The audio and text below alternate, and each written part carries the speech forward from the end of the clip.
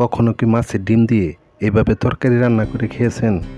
গরম ভাতের সাথে খেতে দারুণ ছিল।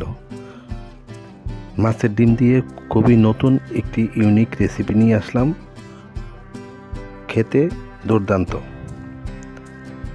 প্রথমত আমি এখানে মাছের ডিম নিয়েছি, রুই মাছের ডিম নিয়েছি। যে কোনো মাছ দিয়ে রান্না করতে পারবেন। মাছের ডিমের উপর একটি চর্বির মতো থাকে, এটি আমি উঠিয়ে নিচ্ছি। আর ভালো করে আগে আমি ধুয়ে নিয়েছি, এখন আর ধোয়া যাবে না। আমি দিয়ে দিচ্ছি একটি মুরগির ডিম, হাফ চামচ লবণ দিয়ে দিচ্ছি, মরিচি গুঁড়া দিয়েছি হাফ চামচ, ধনিয়া গুঁড়া হাফ চামচ, হলুদ গুঁড়া হাফ চামচ, জিরা গুঁড়া হাফ চামচ। এখন ডিমগুলো মুরগির ডিমের সাথে মাছের ডিমগুলো খুব ভালো করে মাখিয়ে নিতে হবে।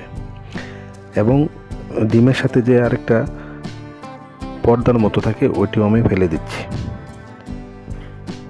খুব ভালো করে মাখিয়ে নিব। এখন আমি ভেজে নেব ডিমগুলি। একটি ফ্রাই প্যান খুব ভালো করে গরম করে নিয়েছি হাই হিটে। এখন দিয়ে দিচ্ছি তেল। তেলটুকু প্যানের চারিদিকে ছড়িয়ে দেব। তারপরে মুরগির ডিমগুলো মাছের ডিমগুলো একত্রে করা সবগুলো আমি এখানে দিয়ে দিচ্ছি। এখন চুলার আঁচ কমিয়ে ঢাকনাটা ডেকে রান্না করে নিতে হবে। অবশ্যই চুলার আঁচ কমিয়ে দিতে হবে। এখন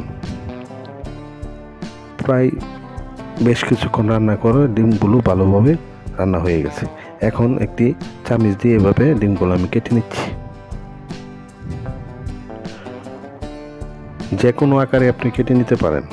আমি এরকমভাবে কেটে নিচ্ছি স্লাইস করে।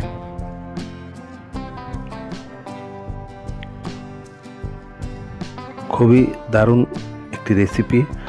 একবার হলে আপনারা ট্রাই করে দেখবেন মাছের ডিমের এই রেসিপিটি। এখন একটি প্লেটে উঠিয়ে নেব এগুলি।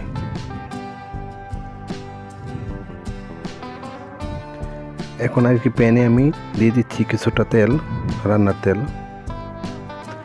দিয়ে দিচ্ছি 1 কাপ পেঁয়াজ কুচি। পেঁয়াজগুলো বেশ কিছুক্ষণ ভেজে নেব। দিয়ে দিচ্ছি 7-8টা ফালি করা কাঁচামরিচ।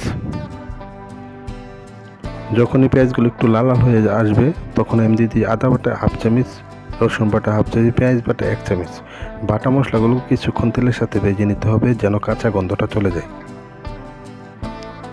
ভাজা হয়ে গেলে মরিচি গুঁড়া দিচ্ছি 1.5 চামচ, ধনিয়া গুঁড়া 1 চামচ, হলুদ গুঁড়া হাফ চামচ, জিরা গুঁড়া দিয়ে দিচ্ছি 1 চামচ, স্বাদ মতো দিয়েছি লবণ। এখন এই মশলাগুলো তেলের সাথে আরও কিছুক্ষণ ভেজে নিতে হবে। মশলাগুলো একটু ভেজে নিলে মশলার কাঁচা ঘ্রাণটা থাকে না। এখন দিয়ে দিচ্ছি হাফ কাপের মতো পানি দিয়ে এখন মশলাগুলো বেশ কিছুক্ষণ কষিয়ে নেব,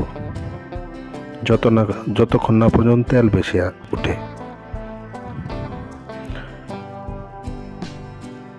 মশলাগুলো খুব ভালো করে কষিয়ে নিয়েছি, দেখেন তেল উঠে আসছে। এখন আমি ওই মাছের ডিমগুলো আমি এখানে দিয়ে দিচ্ছি। এখন শুধু আলতো হাতে মিশিয়ে নিতে হবে।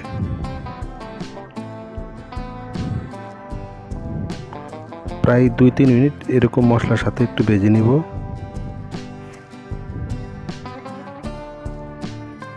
এখন দিয়ে দিচ্ছি পানি। আমি নর্মাল পানি দিয়ে দিচ্ছি এখানে 1.5 কাপের মতন। আমি একটু ডিমগুলোর মধ্যে একটু ঝোল রাখবো। এখন শুধু ঢাকনাটা ডেকে শুধু জাল করে নেব।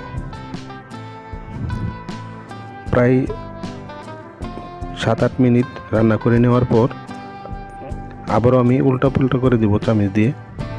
খুব ভালো করে উল্টিয়ে পাল্টিয়ে দিয়ে আবারও ঢাকনাটা ডেকে আরও বেশ কিছুক্ষণ রান্না করে নেব।